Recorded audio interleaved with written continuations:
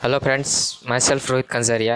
और आज मैं आपको स्टॉक मार्केट में ट्रेंड को कैसे एनालाइज करते हैं वो इस वीडियो में बताऊंगा। आप मार्केट में ट्रेड कैसे करोगे अगर आपको उसकी अंडरस्टैंडिंग ही नहीं है? तो मतलब मार्केट में हमें ट्रेड करने के लिए मार्केट कैसे फंक्शन करता है वो समझना बहुत ज़रूरी है। जब आप स्टॉक मार्केट एनालिसिस और इक्विटी मार्केट एनालिसिस करना सीखेंगे तभी आप स्मार्ट डिसीजन और प्रॉफिट कर पाएंगे इस मार्केट में। सो आप ये सोच रहे होंगे कि ये ट्रेंड क्या है, मतलब what is a stock market trend. मतलब मार्केट किसी एक डायरेक्शन में मूव कर रहा है। जनरली किसी भी डायरेक्शन में जो मार्केट मूव करता है उसे ट्रेंड कहते हैं। अगर मार्केट बुलिश है तो अपवर्ड मूव करेगा और बेरिश है तो मार्केट डाउनवर्ड मूव करेगा। मार्केट में ट्रेंड को एनालिसिस करने के लिए टाइम फ्रेम बहुत ज़रूरी होता है। जितना लंबा टाइम फ्रेम होगा, वीकली या मंथली, और ट्रेंड भी उतना ही ट्रस्टवर्दी और नोटवर्दी होता जाएगा। सो time frame is very important. अब आपको एक क्वेश्चन होगा कि ट्रेंड एनालिसिस क्या है और उसे करते कैसे हैं। सो बेसिकली स्टॉक मार्केट में हम करंट चल रहे हुए ट्रेंड से फ्यूचर के ट्रेंड को प्रेडिक्ट कर सकते हैं। तो इसके अलावा कोई पर्टिकुलर सेक्टर का हम ट्रेंड भी प्रेडिक्ट कर सकते हैं। तो स्टॉक मार्केट ट्रेंड के एनालिसिस में बहुत सारा डेटा लगता है, लाइक मंथली और weekly, but nobody can accurately predict 100%।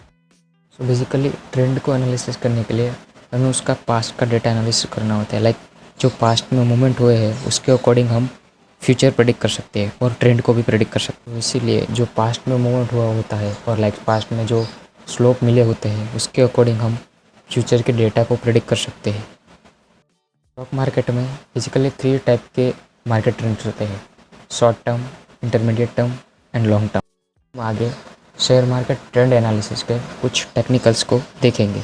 जब हम स्टॉक मार्केट ट्रेंड को एनालिसिस करने की ट्राई करते हैं तब हम ट्रेंड की डायरेक्शन में हमें ट्रेड करना आता है।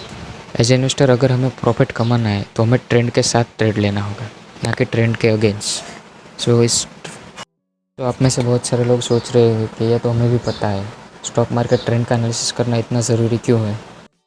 ट्रेंड एनालिसिस की इम्पोर्टेंस जानने के लिए चलिए शुरू करते हैं।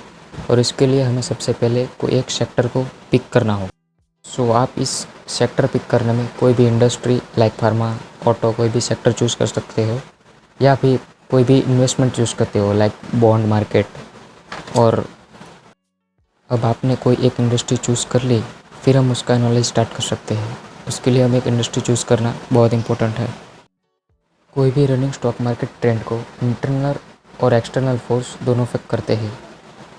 अगर सिमिलर इंडस्ट्री में कोई चेंजेस आता है और गवर्नमेंट कोई न्यू रूल्स और रेगुलेशन लाती है तो वो ट्रेंड पे बहुत बड़ा इफेक्ट पड़ता है। लाइक अगर पेपर इंडस्ट्री के लिए गवर्नमेंट इंपोर्ट ऑफ पेपर पे एक्स्ट्रा ड्यूटीज़ लगा देती है तो जो रीजनल पेपर इंडस्ट्री होती है उसको बहुत बड़ा बूस्ट मिलता है और उसकी सेल्स में भी इंक्रीज़ होता है और वो इंडस्ट्री बूम करती है। रिसेंटली कोई गवर्नमेंट के रूल्स में चेंज आया है या कोई इंडस्ट्री में चेंज हुआ है, उस डेटा को लेके हम इंडस्ट्री के ट्रेंड को प्रेडिक्ट कर सकते हैं।